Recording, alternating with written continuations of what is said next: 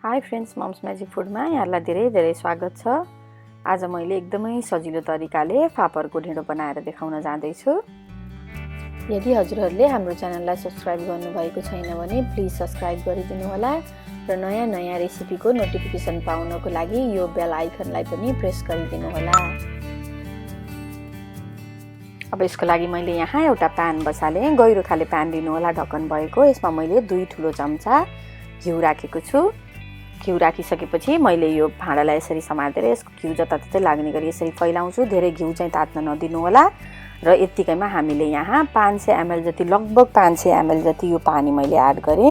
स्वाद अनुसार नुन राख्नु होला। अब हामीले यसलाई उम्लिनको लागि छोड्दियौँ। यो हाम्रो पानी उम्लियो र रेडी भयो। र यहाँ मैले एउटा बोलमा यसरी फापरको पिठो लिएको छु र मैले यहाँ बिस्तारै 2-2 चम्चा गरिकन राख्छु पिठो र बिस्तारै बिस्तारै यसलाई चलाउँछु। एकैचोटि घप्पै पिठो सबै नखनाइदिनु होला।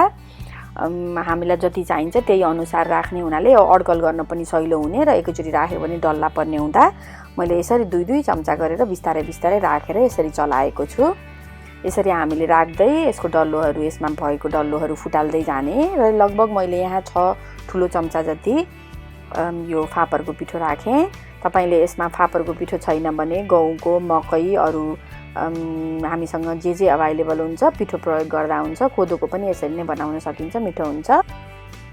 अब हामीले यो पिठोलाई एकदमै मज्जासँग ओडल्ने, यसरी ढेडो ओडल्ने भन्छ यसलाई, मज्जाले यसरी नै चलाएर यसको भएको यसमा लम्पहरू, त्यो सानो डल्लोहरू रहेको सबै मज्जासँग यसरी हामीले यसलाई माड्छौँ।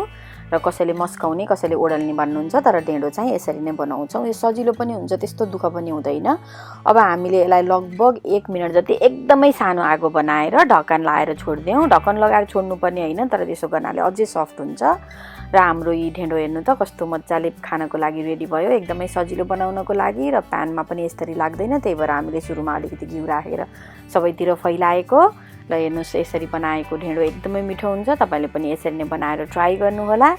र मैले यहाँ यसरी सर्भ गरेर देखाउन जाँदैछु। मैले यहाँ ढेँडो राखेँ। हामीले यो कुखुराको मासुको झोल बनाएका छौँ। तपाईले हाम्रो भिडियो यसमा हाम्रो च्यानलमा गएर हेर्न सक्नुहुन्छ। मुलाको अचार, टमाटरको अचार यसरी नै बनाएर आफ्नो फ्यामिलीहरुसँग शेयर गर्नुहोला। हाम्रो च्यानललाई यसरी नै माया गरिदिनु होला। Thank you for watching.